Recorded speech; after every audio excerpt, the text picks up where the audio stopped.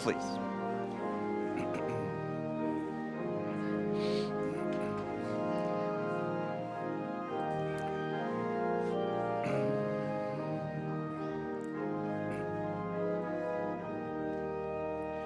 When our heart is in a holy place, when our heart is in a holy place, we are blessed with love and amazing grace.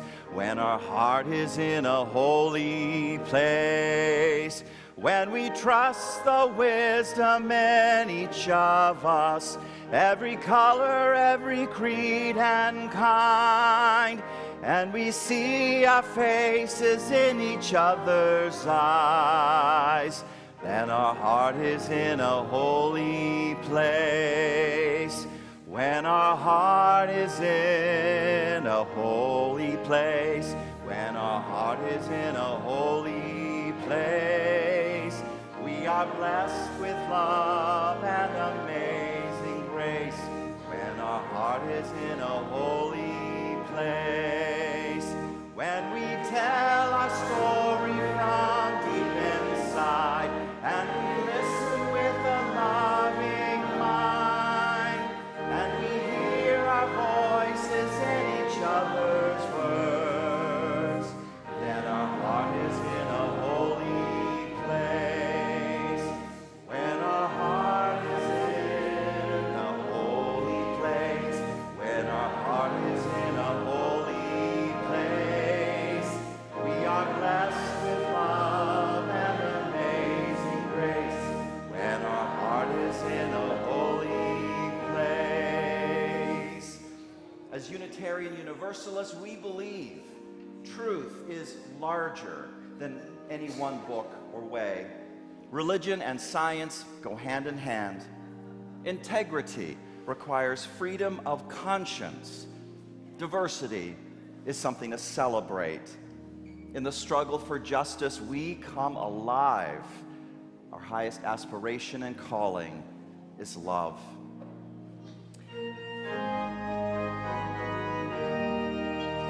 When we share the silence of sacred space, and the God of our hearts stirs within, and we feel the power of each other's faith, then our heart is in a holy place. When our heart is in a holy place, when our heart is in a holy place, we are blessed with love and amazing grace. When our heart is in a holy place. Whoever you are, whomever you love, whatever path you are on, you are welcome here.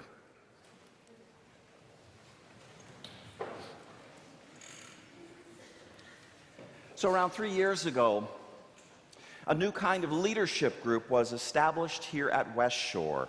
It's called the Coordinating Team. Its focus is on ensuring that our church programming is the best it can be and is coordinated well. This group also serves to advise me on certain questions and issues related to our church programming. Our Board of Trustees delegates to me as senior minister ultimate responsibility for all things programming. And I created the coordinating team because I believe that partnering with key leaders in this work will get a better result than if I were to do it just all by myself, top-down style. So will the current members of our coordinating team come up to the front, help us light our chalice this morning when I call your names. The co-leads of our Caring and Community Council, Kathy Strasser and Debbie Elliott. Come on up and just show your beautiful selves right here. Just hang out. The co-leads of our Worship, Music, and Arts Council, David Blazer and Jerry Devis. We're going to see how fast Dave Blazer can come down from the, from the choir loft. He gets a lot of exercise on Sunday morning, I'm just saying.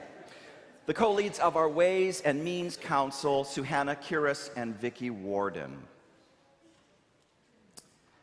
The co-leads of our Religious Education and Engagement Council, Megan Ross and Joe Schaefer.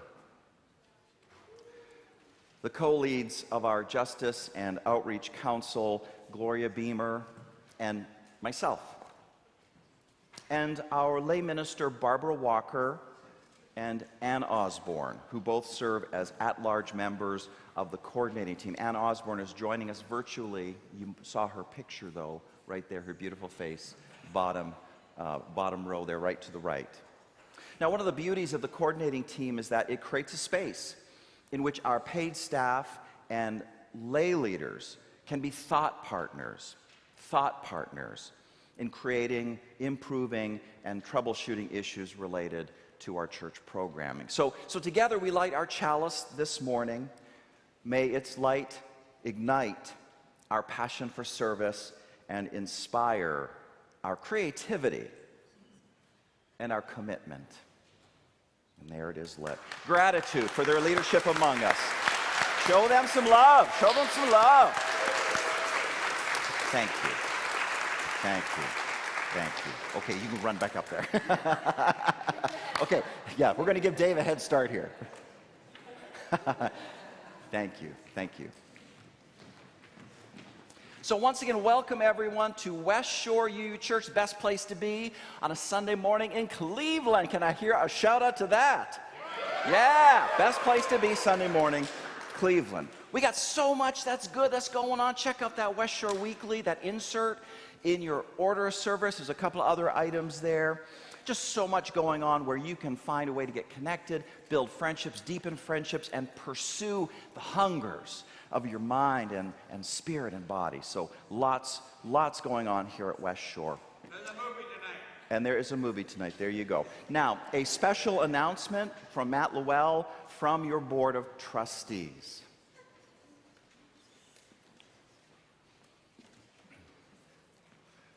See, I was ready for it this week, unlike last week when I went there and I sprinted out. If you were here last week, oh, yeah, that one. Oh, yes, Mike. Mm-hmm.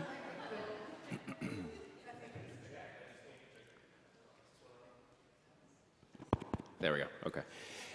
If you were here last week, you heard this already. If you were not here last week, you're in luck because we're announcing it again. We do have a special, it's not really an election because it's a vote on the election. Meeting. It's a congregational meeting to discuss and to determine whether the church will put a vote yes on issue 1 sign on the lawn. That is immediately following the service. Obviously, if you are in Northeast Ohio, most of you are, you've seen the signs, you're aware of what it's about, reproductive rights. Obviously, it's something in line with a lot of what we believe, but it is something that the church as a whole needs to discuss. So we will do that immediately following the service. We'll have 3 microphones. There will be a mic here, a mic here, a mic in the middle. If you can't get up, we'll bring that to you. So we will vote on that immediately following. We do need to reach quorum. We have not reached quorum yet.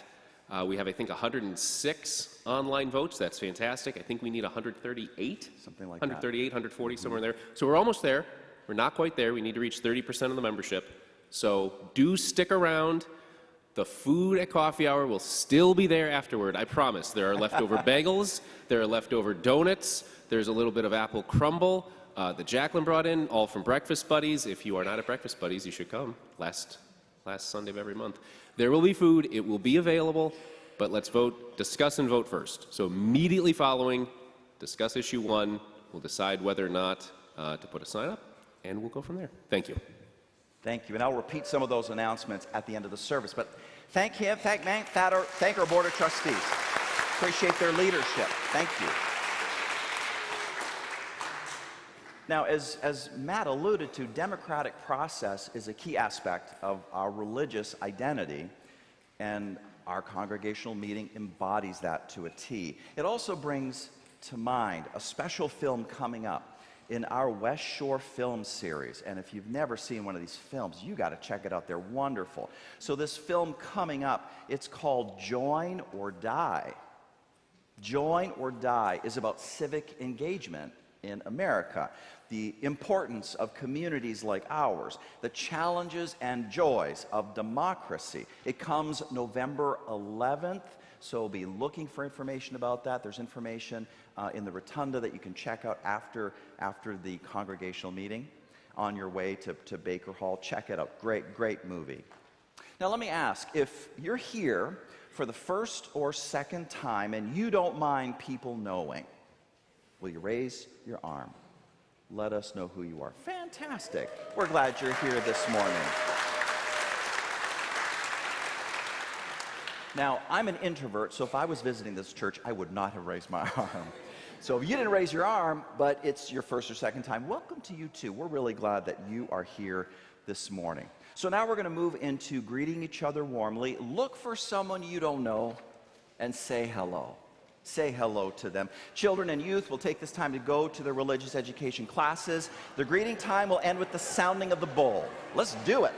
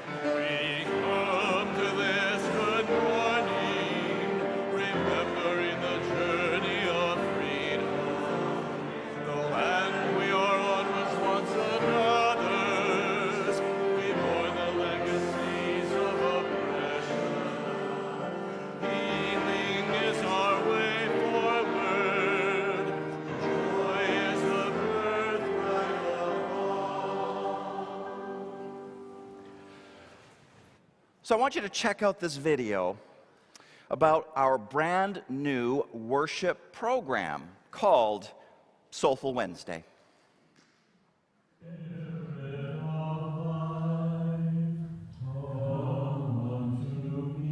Welcome to this sacred place. Come, let us worship, celebrate, grieve, and love together. And Soulful Wednesday is a chance to have a brief meditation during the week. One of the parts that I enjoy is when whoever is leading acknowledges that there are joys and concerns, as well as people that we acknowledge quietly to ourselves, that those are in the room. They're just not spoken aloud. Grant us wisdom and courage. Where shadow and darkness confound us, show us a little light.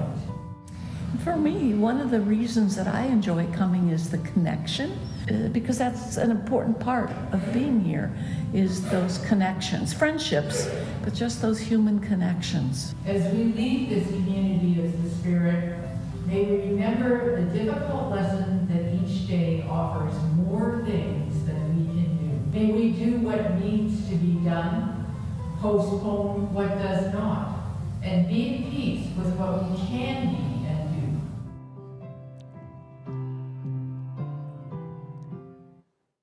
Soulful Wednesday. It's an informal, heartfelt service that happens in our chapel on Wednesdays at 6:30 p.m., never more than 45 minutes. It includes thoughtful readings, the unique ritual of joys and concerns, and music, all led by our worship associates. But did you see all those empty chairs in the chapel? Did you see those empty chairs? It is time to fill them. Let's fill them. Would you consider coming this Wednesday to check this new service out? See for yourself.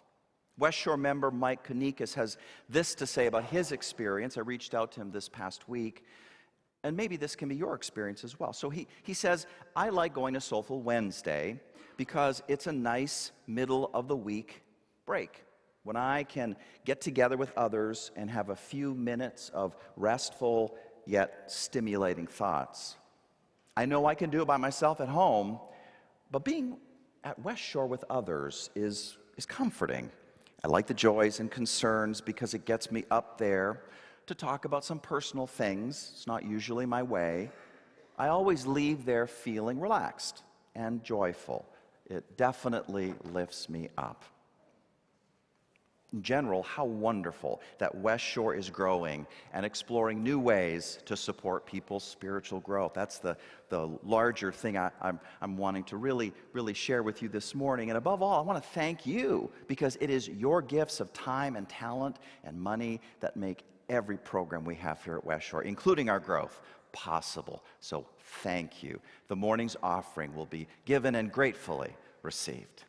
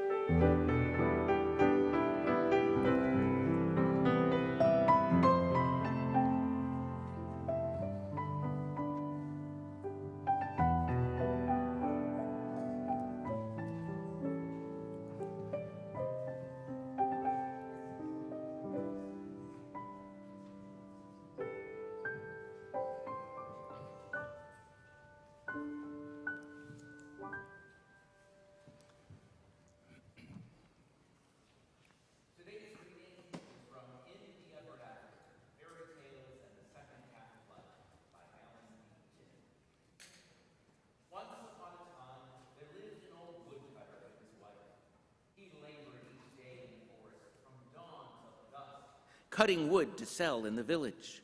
But no matter how hard he struggled, he could not succeed in life. And what he earned in the day, he and his family ate up at night. 2 sons soon brightened his home, and they worked by his side. Father and sons cut 3 times the wood and earned 3 times the money, but they ate 3 times the food. And so the woodcutter was no better off than before. Then the young men left home to seek their own fortunes. After 20 years, the old man had finally had enough. "I've worked for fortune all my life," he exclaimed to his wife, "and she has given us little enough for it.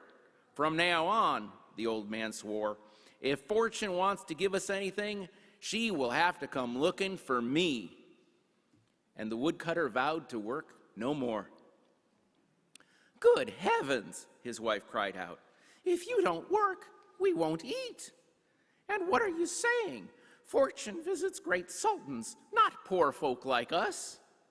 But no matter how much she tried to persuade him, and she reasoned, she cried, she yelled, the old woodcutter refused to work.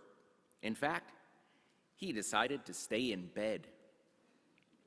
Later that day, a stranger came knocking at the door and asked if he could borrow the old man's mules for a few hours.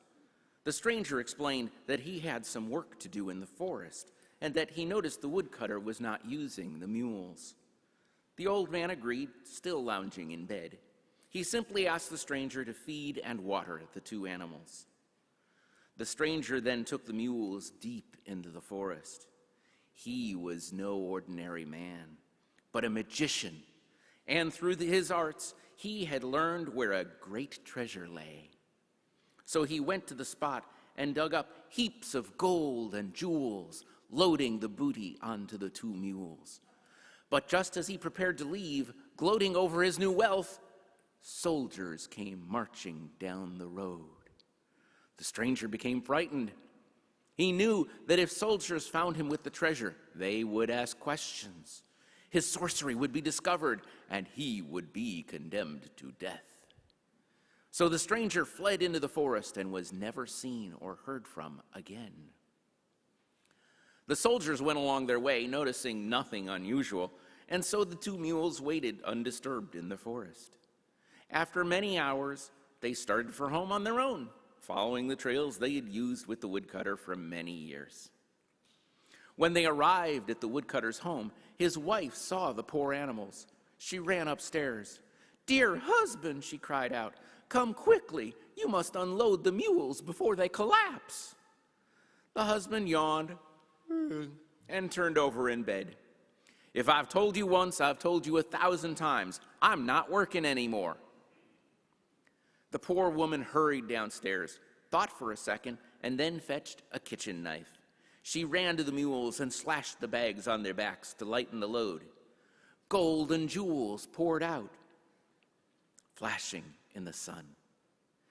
"Gold, jewels!" she exclaimed. Instantly, her husband was downstairs.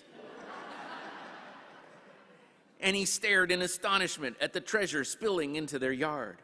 Then he grabbed his wife and they danced deliriously. "Fortune did come to us after all," he exulted. And when the old man and his wife gave half their treasure to their sons and half the remainder to the poor, they were still as rich could be. The end.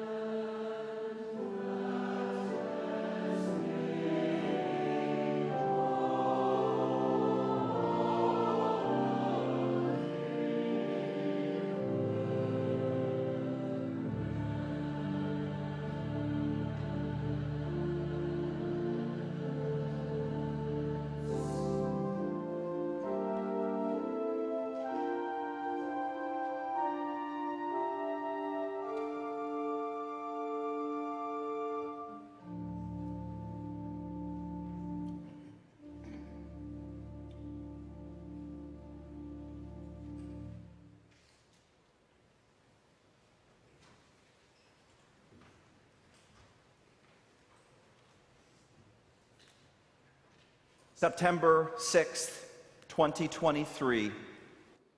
The New York Times headline screams across the page, "An aging America needs an honest conversation about growing old."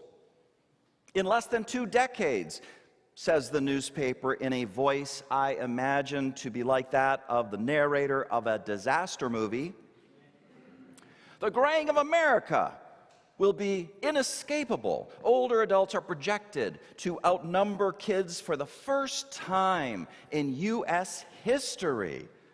America may still think of itself as a young nation, but as a society, it is growing old, thanks to falling birth rates, longer life expectancy, and the graying of the baby boomer cohort. Our society is being transformed. Now, because West Shore member Ann Osborne purchased this sermon at the last annual service auction, we are going to have this honest conversation among us right now. We love you, Ann. Thank you. And, yes, please. And to this honest conversation, I will be bringing all sorts of wisdom, as is our practice as Unitarian Universalists, including science, including religion, and also including fairy tales. Fairy tales? Fairy tales? The fairy tale, says psychiatrist Alan Sheenan, is a treasure trove of human psychological and spiritual wisdom. Unlike many artistic creations which are produced by single individuals at single points of time in history, genuine fairy tales transcend individuals. Genuine fairy tales are handed down over the generations. And there is a Darwinian implication to all of this, that they survive over time exactly because they are so valuable. Exactly because they preserve priceless human wisdom that we do well in any age to heed. In the vast majority of fairy tales, says Dr. Sheenan, the protagonists are children or youth. And so interpretations of these tales emphasize the psychology of childhood and youth and the tasks of growing up. However, there happen to be a small number of tales in which the protagonists are old, middle age, and beyond. These are called the elder tales, and these deal with the unique issues, unique tasks of psychological and spiritual growth in old age. Today, the elder tale entitled Fortune and the Woodcutter, which Scott so ably performed a moment ago, that's going to provide the basic wisdom structure of our honest conversation about America's aging. And the tale begins, as you know, with poverty. Poverty. After his 2 sons leave home to seek their own fortunes, and after more years of labor in the woods, one day, the woodcutter makes an unhappy discovery that he has little to show for all those years of his work. He is poor. Now, Dr. Sheenan counsels us to interpret this as an honest insight about the infirmities of aging and all of the losses that take place. There are just so many. If you are older, think of a store you knew that is no more. Think of a building that you knew that is no more. Think of people you love who are no more, at least in the flesh. Think of the smoothness of your skin or the strength of your body, which are no more. Humorist Roger Rosenblatt touches on some of this when he says, "One thing I need to remember is which day for which doctor." On one day last week, I had a vascular sonogram in the morning, consulted my ophthalmologist in the afternoon, made an appointment with a retina specialist, spoke to my primary care physician about test results, and put off my dentist. As a result of such activities, my vocabulary has increased, he says. I can now say occlusion and mean it. Has anyone seen my oximeter?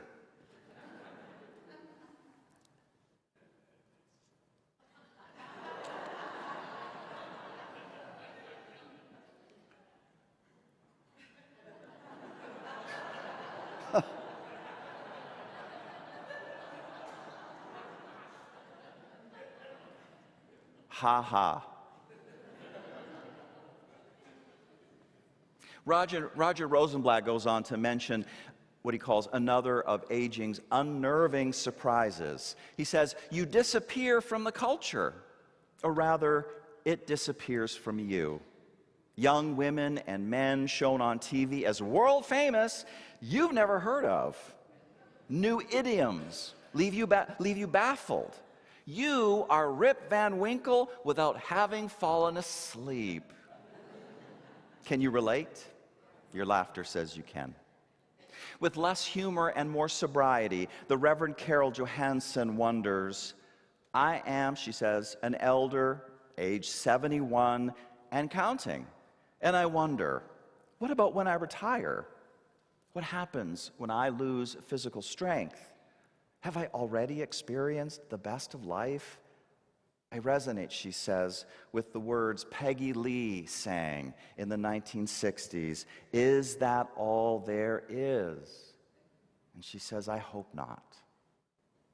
Today's elder tale opens with an honest acknowledgement about poverty.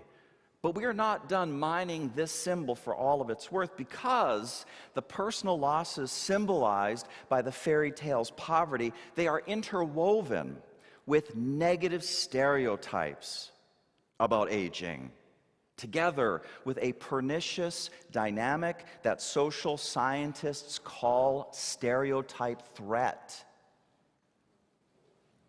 The negative stereotypes about aging are of time immemorial. There's this dude named Mimnermus. He was a Greek from the 7th century before the Common Era. That's around 2,600 plus years ago. Here's what he wrote. He said, the fruit of youth rots early. It barely lasts as long as the light of day. And once it is over, life is worse than death. Life is worse than death. Fear of old age is ancient, and it is universal. Maggie Kuhn, she is the founder of the Gray Panthers movement. All right, Gray Panthers. She writes, there are 6 myths about old age. Number 1, that it is a disease, a disaster. Number 2, that we are mindless. Number 3, that we are sexless. Number 4, that we are useless. Number 5, that we are powerless. And number 6, that we are all alike. Some scholars theorize that today's particular idealization of youth, is energized by the twin ideals of capitalism and materialistic science. Okay, the twin ideals. Capitalism says that people are valuable insofar as they are working, and they are making money, and they are buying things. Materialistic science now comes into play when people's minds and bodies start to wear out, and they need so-called fixing, with the result that they can get right back to living out the capitalist dream. Capitalism is essentially a heroic paradigm which puts people upon an endless quest for power, strength, beauty, wealth. Materialist science wants to serve up life extension technologies and interventions that could make any and all of us forever young. Whatever the source of the negative stereotypes about aging, they are there and they are pervasive. Every time I hear someone say that President Biden is too old, President Biden is too old, I catch a sour smell of ageism. Whenever was the accumulated wisdom of decades and decades of proven service in some of the highest offices of the land irrelevant to our time of multiple wars, a dysfunctional House of Representatives, and the most serious threat to our democratic way of life, I think, in American history? Come on! You want to have someone who is an elder in the office. Negative stereotypes about aging. Negative stereotypes about aging.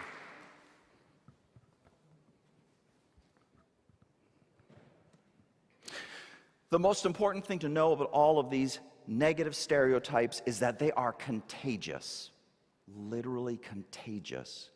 They help to create the poverty. David Robson, author of a fantastic book, I encourage all of you to read it. It's called The Expectation Effect.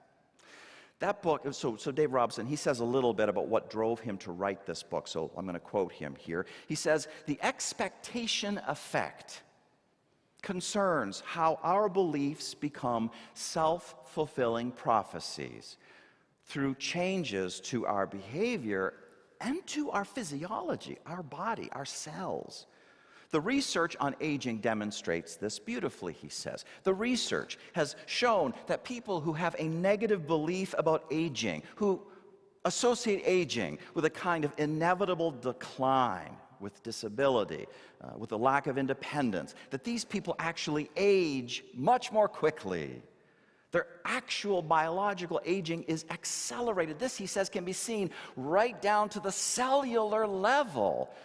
So the length of the protective caps at the end of the chromosomes, for example, these are called telomeres, okay? They tend to get shorter as people get older, but they are much shorter amongst people with negative beliefs about aging than they are with folks otherwise who have positive beliefs.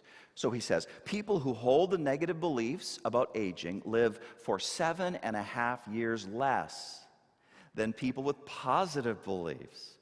So he concludes, that instantly got me interested in just how that could be. That's why he wrote that book, The Expectation Effect. This concept of the expectation effect is one of the most important things that anyone can know about themselves.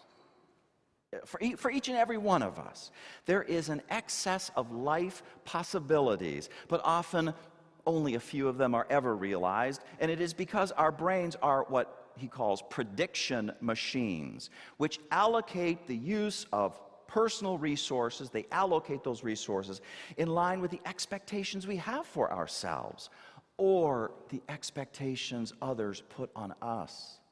Any individual's potentialities are through the roof, but which of these potentialities are actualized, how that happens, to what degree, can be tragically minimal. We must all understand that whenever we personally propagate negative stereotypes about aging, or whenever we allow another person's joke or comment to stand, as in, President Biden is so old, ho, ho, ho, we are helping to create impoverishment.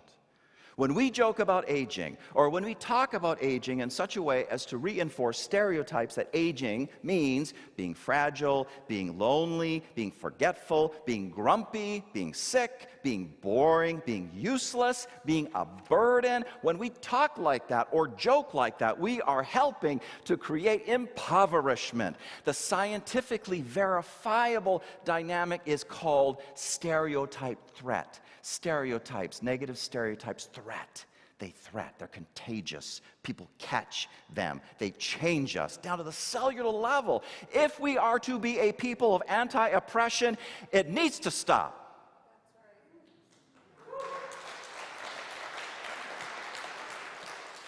And if you hadn't connected anti-oppression with anti-ageism, well, it's time to. It's time to. The New York Times wanted an honest conversation about aging. And I wish that that article had been more honest about how all of the negative stereotypes are a huge part of the problem. In fact, in my reading, the language of that article only reinforces negative stereotypes. The graying of America will be inescapable. Older adults are projected to outnumber kids for the first time in U.S. history. Like it's a horror story or something. Thank the Buddha for fairy tales, because our honest conversation is only getting started. Because look at what that plucky woodcutter did in the face of all the poverty. He vows to work no more. He decides to stay in bed, and he waits for fortune to find him. His wife repeatedly tries to change this, to knock some sense into his head, but he resists her at every turn. It is astonishing, says Dr. Sheenan. In tales of youth, the young hero or heroine must leave home, and they must aggressively seek out fortune. But by complete contrast, the old woodcutter, he stays home, he hunkers down in bed, and he just drops out. He just drops out. Now, alternatively, he could have continued trying to become a success as society defines it, running and running on the forever young treadmill in quest of capitalist values. Or he could have succumbed to the influence of negative stereotypes about aging and essentially die psychologically, die spiritually, long before the death of his physical body. But no. He is resolved to live and live and live up to the point that physical death makes that an impossibility. To live abundantly up till the very moment his body ceases to function. And maybe he doesn't really know how at first. All he knows is that he has got to follow his intuition, stated so well by the Reverend Carol Johansson, who says, a human being would certainly not grow to be 70 or 80 years old if this longevity had no meaning for the species to which he belongs, to which they belong. The afternoon of human life must also have a significance of its own and not be merely a pitiful appendage to life's morning. The woodcutter intuits this. He intuits that old age is, as Joan Chittister puts it, a time to come alive in ways one has never been alive before. The last phase of life is not non-life. It is a new stage of life.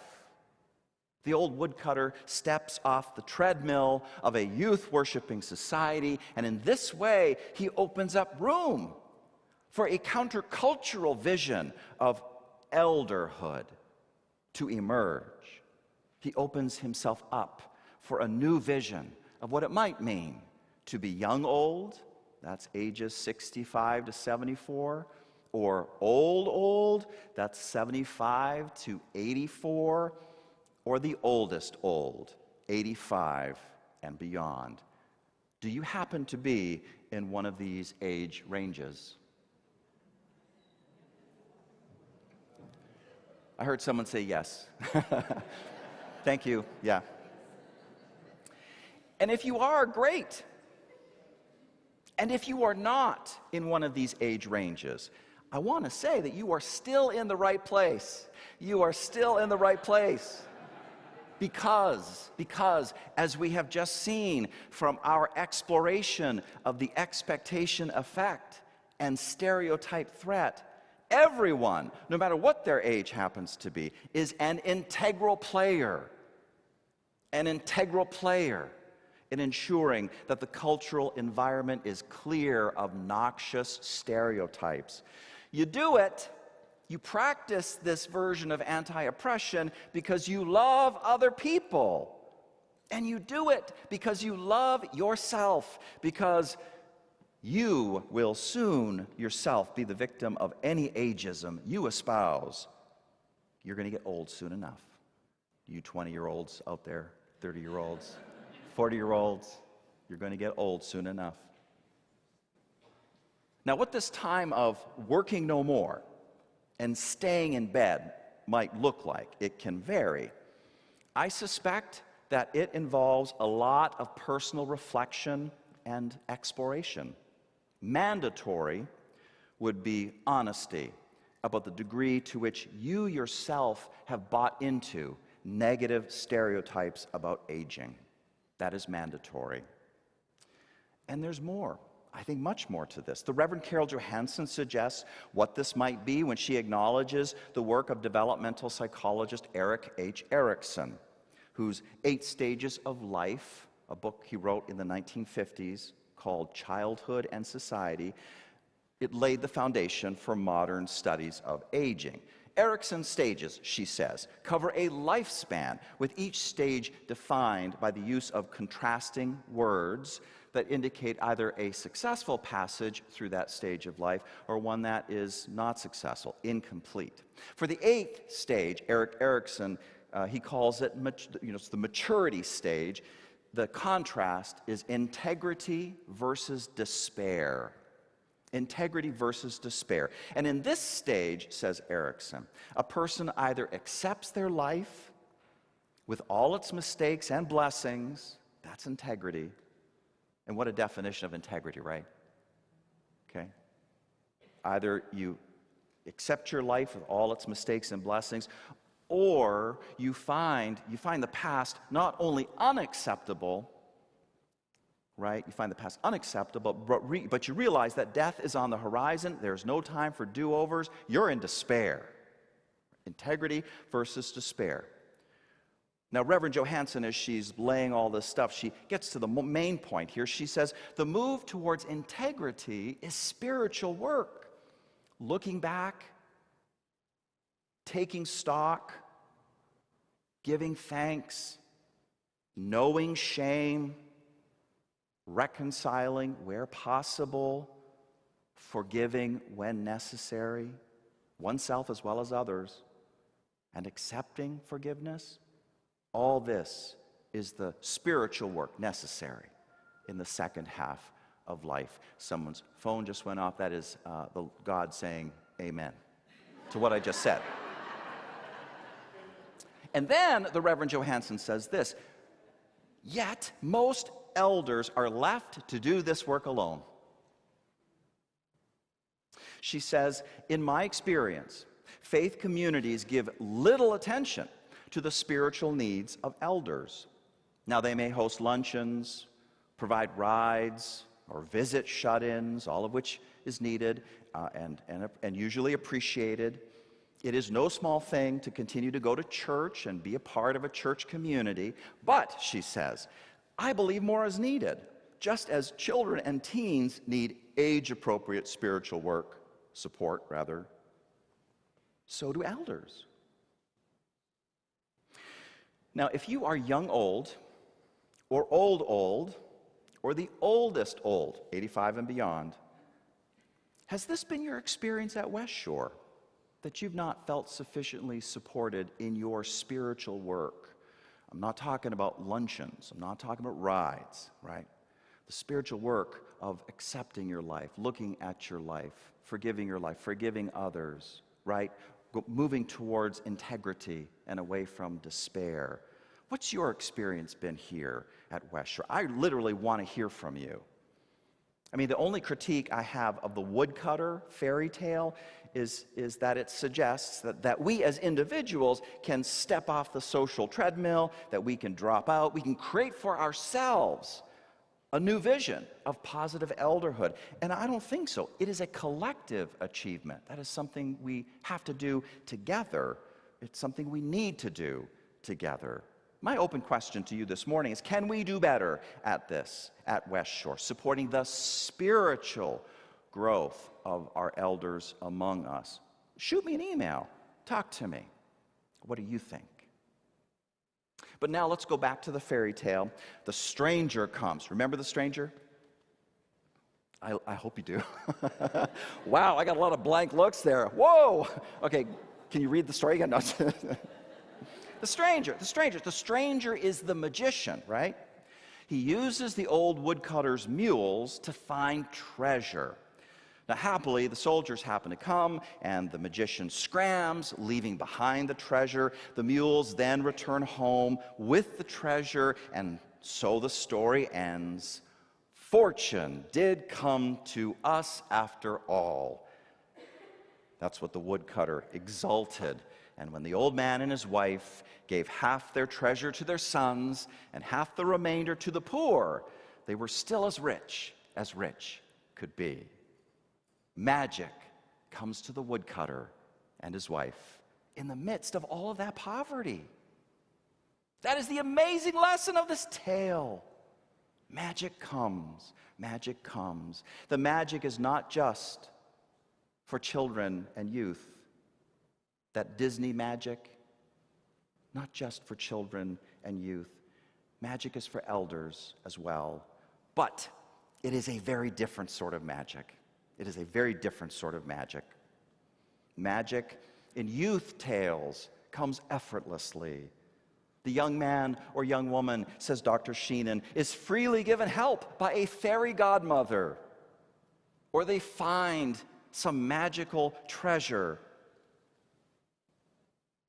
And such generosity reflects the naive optimism and wishful hopes of youth. That's what Dr. Sheenan says. The magic of the elder tale, however, wow, it can unfold only on the foundation of the old woodcutter's many years of hard labor and hard-earned skill.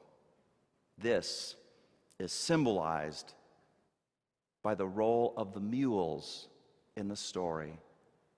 The mules are one of the most important parts of that story. The mules. For all his powers, says Dr. Sheenan, the stranger apparently cannot obtain that treasure without those beasts. The mules return home by themselves only because they have followed that same trail many times before over all the years. Last week, I was in Nashville, Tennessee, at the 2023 International Adult Figure Skating Competition with competitors from Australia, Canada, Germany, Spain, the US, on and on. Now, Rachel, my girlfriend, and I, we were supposed to have competed, but my aging body said, no, I can't skate anymore. I will need both of my hips replaced before I can get back on that ice. Now, Rachel was able to skate. She skated. She did wonderfully. I was stuck in the stands, watching all of the skaters from around the world. And because this is an adult competition, by definition, all of them are 30 years old and above. And here was someone who caught my eye.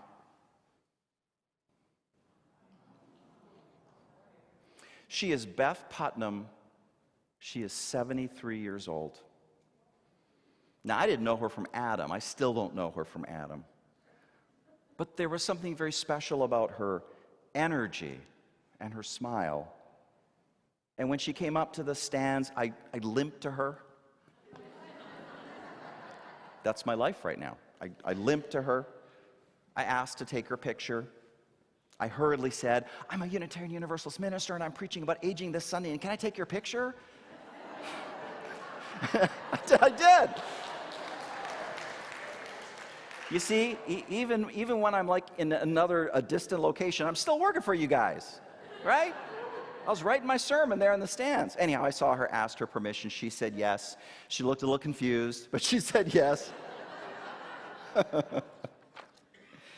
She is someone who defies age stereotypes. And I see this sort of thing all the time in adult skating. People whose skating will never appear on TV because, quite frankly, their skating skills, developed as adults, are kind of crappy. I mean, the skills are a million miles away from what you are going to see when you watch national champion competitions or the Olympics or whatever. But you know, they skate anyhow, and even the worst skater out there, they've got a glory to them. They've got a glory to them that no 19-year-old or 23-year-old Olympian competitor can ever approach. My God, you've got to see this. Oh. Above all, I am wondering about Beth Putnam's mules.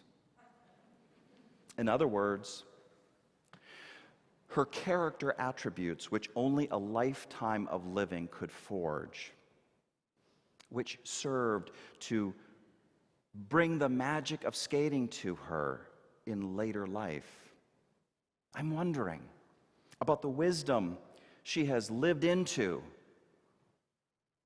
school of hard knocks wisdom that she has lived into over the years, about success and failure. I'm wondering about the role that shame has played in her life and what she has learned to overcome that shame. Shame's terrible bind. These are all examples of hard-earned knowledge and virtue which on the surface have nothing to do with skating, but on this foundation of all that has gone before in her life, now in her eldership years, she has been enabled to build a new magical chapter in her life. Her magical figure skating at 73 years old! Magic is not just for children and youth. Magic can come in old age also. It is very different, but it can come. Aging is not just a downhill slide into oblivion. And maybe your magic won't ever be figure skating at 73. There's wonderful books out there that actually explore all the ways in which elders have done amazing things in after 70. Things discovered, books written. It's amazing. Aging does not have to be a downhill slide into oblivion. As I said, maybe your magic won't be figure skating, but what will it be? What will your magic be? What will the magic that is perfect for you be? Aging is not lost youth, says Betty Friedan, but a new stage of opportunity and strength. If you are young old, or old, or the oldest old, I guarantee you have got well-trained mules, and they know the way home. If you happen to be in a negativity spiral about aging, it is time for you to unplug from the fantasy of perpetual youth and do just as the old woodcutter did. Just get in your bed. Let fortune find you. Do the spiritual searching and the spiritual work that is appropriate for you at your stage of life. Be a part of this spiritual community that wants your spirit to grow just as much as it wants the spirit of our children and youth and younger adults to grow. Do your spiritual work. Call out the negative stereotypes. Reflect on your life's ups and downs. Face your regrets. Forgive others and forgive yourself. Mourn your losses. Reconcile yourself with your changing body. Open yourself up to your growing spirituality. Find a way to give back. Find a way to mentor those who need what you have got to give. Be the elder you were meant to be.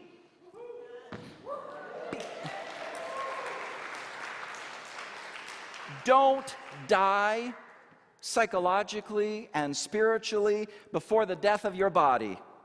Live, live, live, and never stop living. And only when your physical body is done living, only then die.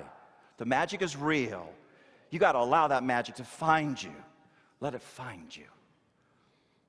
Amen.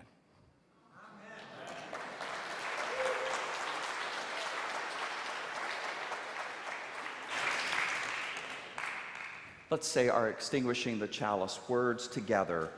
We extinguish this flame, but not the light of truth, the warmth of community, or the fire of commitment. These we carry with us until we meet again.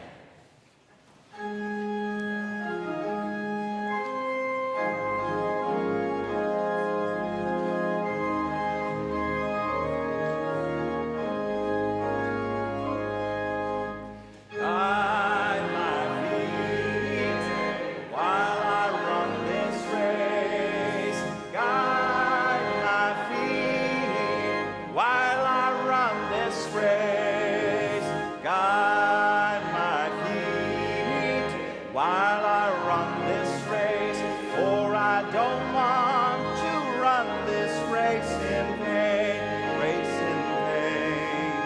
Hold my hand while I run this race.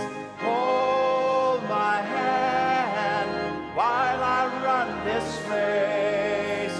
Hold my hand while I run this race, for I don't want to run this race in vain, race in vain. Stand by me while I run this race.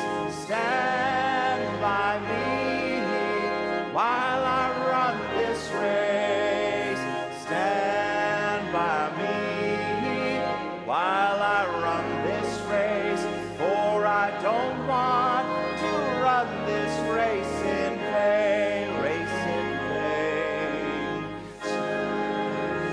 Heart while I run this race, search my heart while I run this race, search my heart while I run this race, for I don't want to run this race in vain, race in vain. The songwriter imagines each of us to be on a race. We are running a race. And just take with you the thought that we can hold each other's hand as we're running that race. We can support each other in all the ways that that song talks about. Let's be healthy in our sense of aging. Let's be joyful. Let us anticipate the magic that can come to us in all stages of life, including when we get old. May it be so. Go in peace.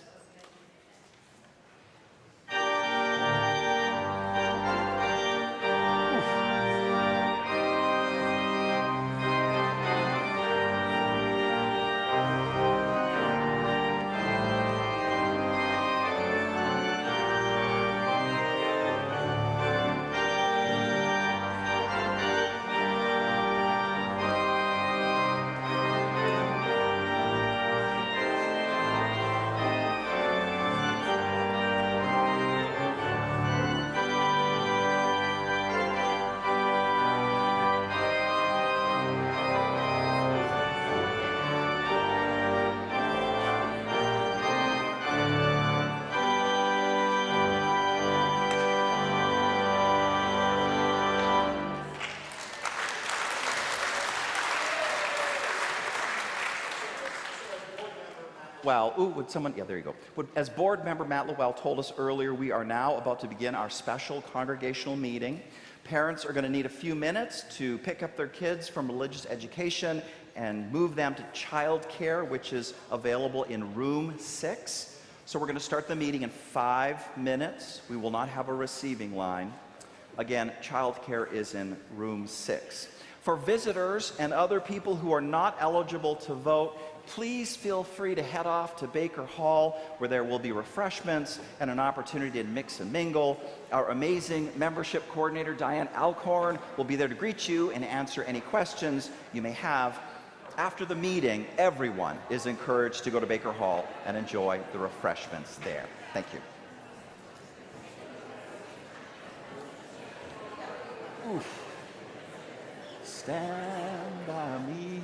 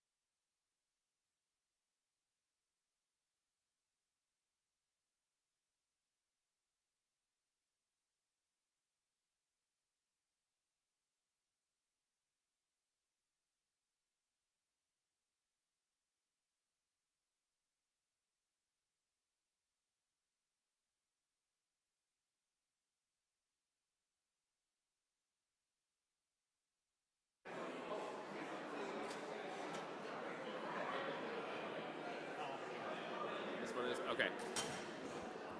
All right, we only need 3 more votes.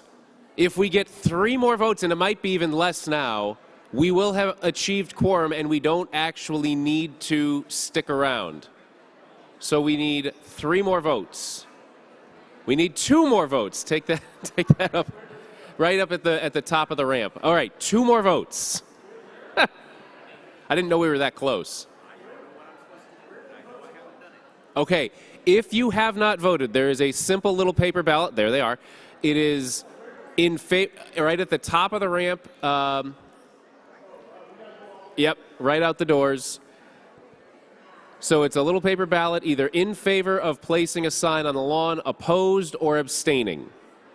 And I believe the email that went out, and I forgot to mention this earlier, the email that went out said we need a majority. We need 60% of people voting to vote in favor to put a sign out. It's not a simple majority, it's a 60% vote. So of all the people who vote, we need 60%. If you have the paper ballot, just take it to the top. I think we've reached quorum. It looks like we've reached quorum. We've reached quorum. So if you have a paper ballot, still turn it in, because we still need 60% to put a sign out. So just go right to where the line is. Everybody's putting there's a little ballot box.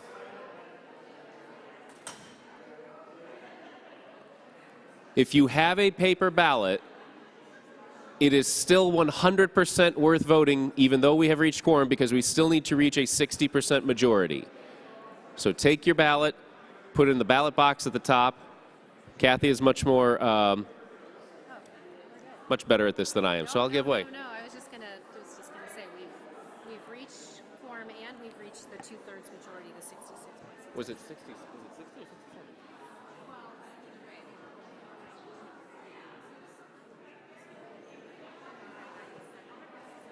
Okay.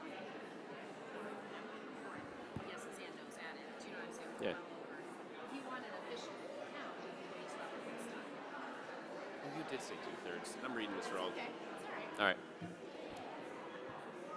All right, we have reached quorum. We have reached quorum.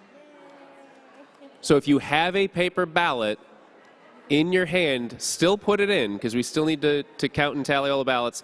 We will get the official tally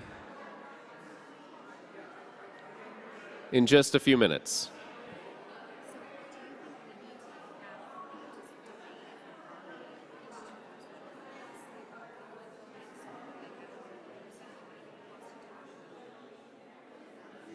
All right.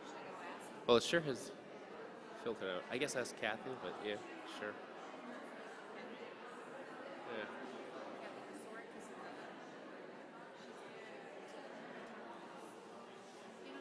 Yeah. Yeah.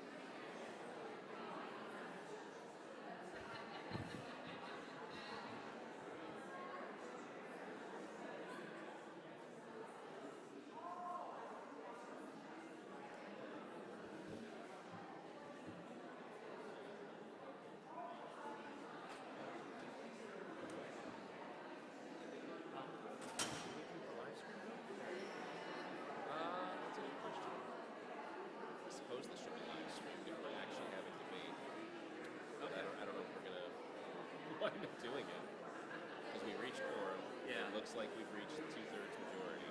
Okay. It's just a matter of whether people want to discuss it at all. Well, we got the mics if they do. Okay.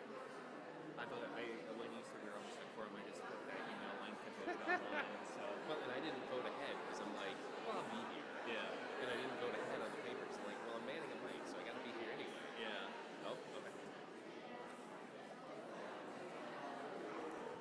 We have handfuls of paper ballots. We're going to sort these real quick.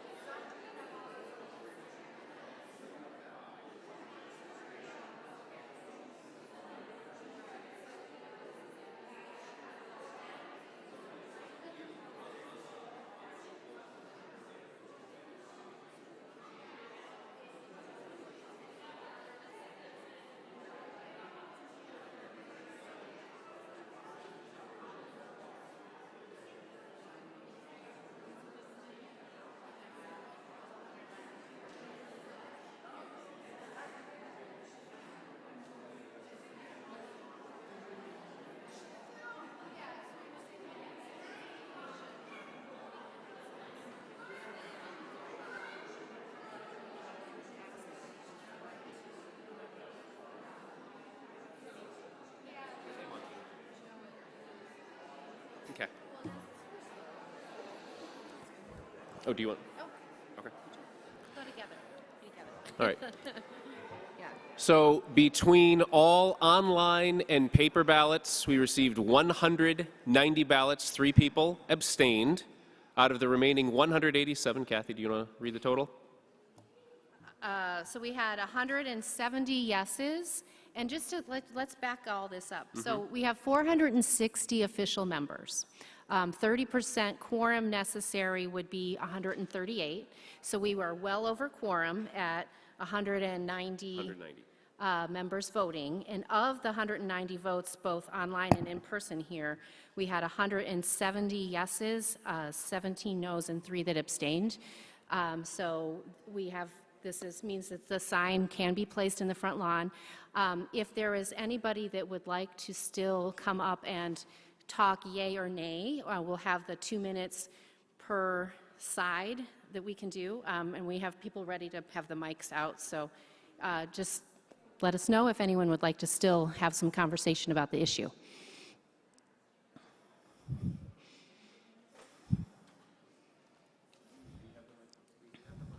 Okay, we have someone that would like to speak. Go ahead and come on up. Come see Dave here in the front, Dave Willett.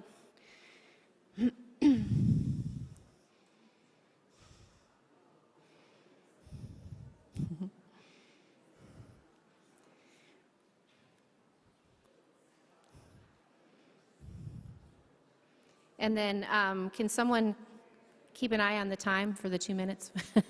Thank you. All right.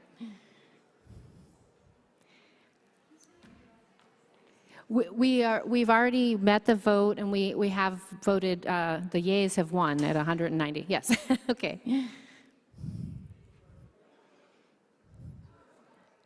Go ahead. He's working on that. Oh, on the sound. Yep. Hi. Okay, I'm Amanda Martin, and I'm a member here.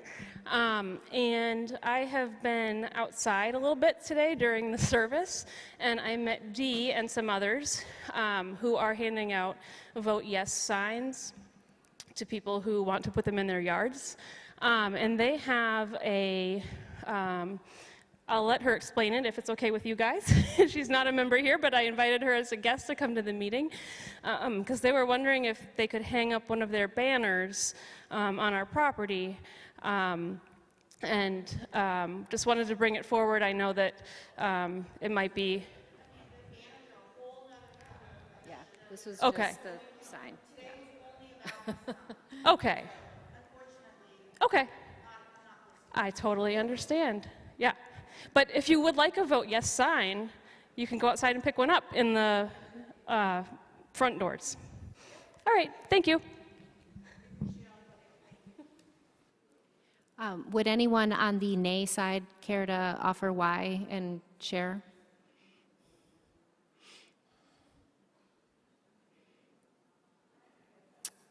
All right, well then I think anyone else, well I think we have to go back and forth, right?